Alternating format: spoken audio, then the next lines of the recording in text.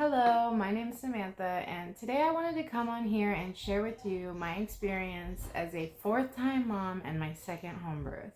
So I have my baby boy, Wesley John. He's here with me right now, so if you hear any squeaks, it's coming from him. But basically, I had two hospital births, my two girls, and then my two boys I had at home. Obviously, every experience was different, and they were just each one was very different. So my first birth with Daisy, my daughter, was super overwhelming and traumatic and painful and scary, and I never wanted to go to a hospital again after that. So it wasn't until I was my third pregnancy that I decided, okay, I want to have my babies at home. I got really excited about it. I did a bunch of research, and I knew for sure that I wanted to have a home birth with baby number 3. And that went pretty well. Like it was a lot better than having my babies at the hospital. My past experiences, I enjoyed it.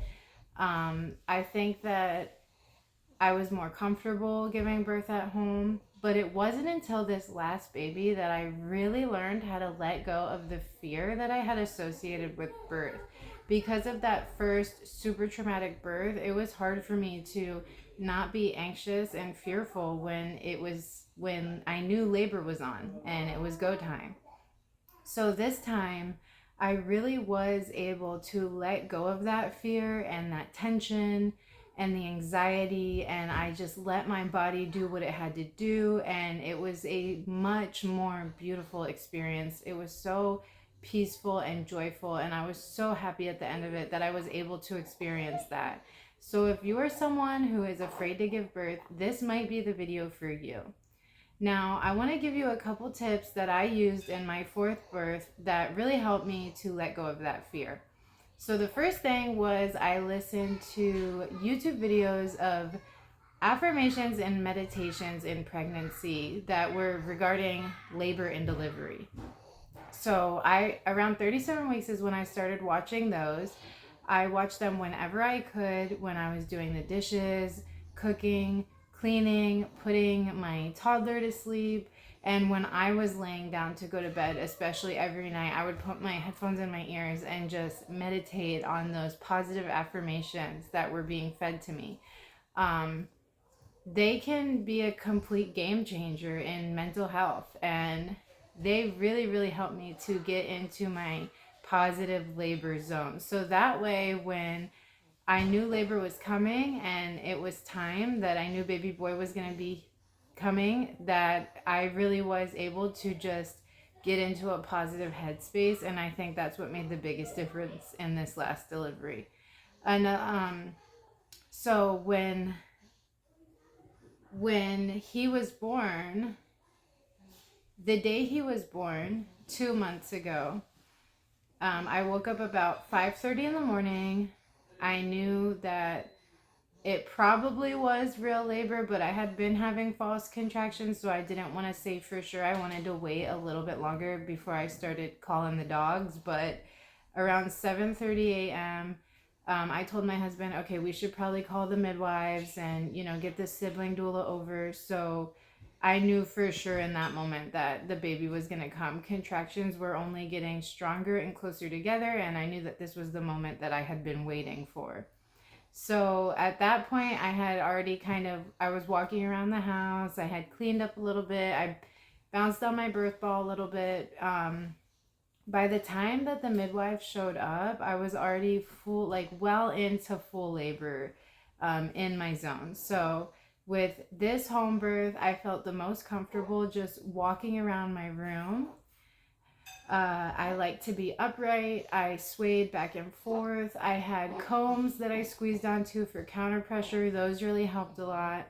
My kids and I had set up a birth board with all these positive things that just filled me with peace and joy, and I was looking at that. I lit a candle.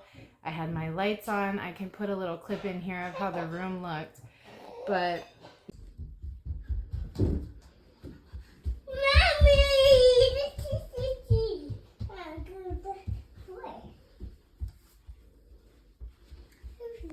you know, I knew that there was someone.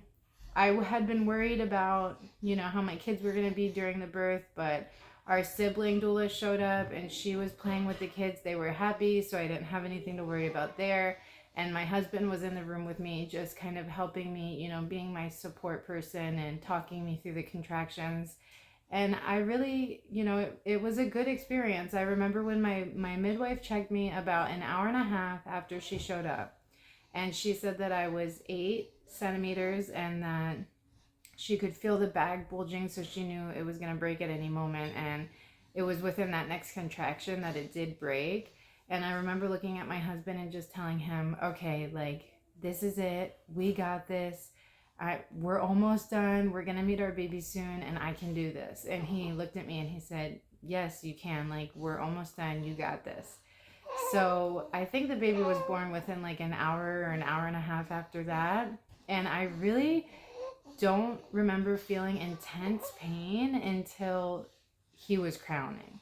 And I mean, at that point, it's already over. So before that, though, I really was handling the birth like a champ. Like, I was walking through those contractions, breathing through them, pressing on my combs.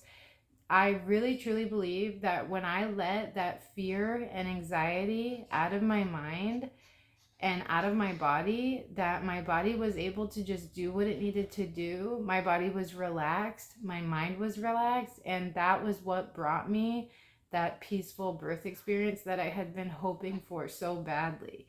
So it took me 4 pregnancy, labor, and deliveries to figure it out, that if you can just get into the right headspace and calm down your nerves to the point where you're just not fearful and anxious, that you can have a happy, peaceful birth. Now, don't get me wrong, it wasn't painless. I know that there are some people who say that they are able to give birth painlessly, and I have yet to experience that. I think that's really interesting. I'm open to hearing about that, but that wasn't my experience. I did feel pain. It was just how I perceived the pain, that it didn't feel like it was that big of a deal. I remember I had heard someone say before that it's painful, but it's not torture. It's the kind of pain that you can get through.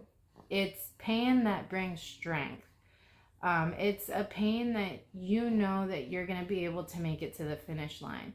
I was never in pain to the point during my home births, either one of them, that I felt like I was in an emergency, that we needed to call 911, that I needed to be rushed to the hospital. It was the kind of pain that I accepted and that I was willing to get through to meet my baby. And it's the kind of pain that's worth it when you get to the other side. So if you're considering having a home birth and you just needed a little bit of encouragement, I'm here to tell you that if I could do it, someone as anxious and as scared as I was, that you can absolutely do it too. I think it's really funny because sometimes when I tell other women that I gave birth to my 2 sons at home, I'll hear something like, oh my gosh, you're so strong. I would have never been able to do that. But 100 years ago, women didn't have the option. We were giving birth at home, surrounded by other women who were helping us to get through it. And I wish it was a little bit more like that today. You know, if you want to have a hospital birth, I understand that. That's cool. But if you are looking into having a home birth and it's something that you're considering, I would strongly encourage it. As long as you have a good midwife team and you can mentally prepare, I think that it's something that every woman should be able to experience if they want to. So thank you for watching this video. I hope it brought you a little encouragement and joy to your day, and I hope it helps. Bye. Good job. You did it.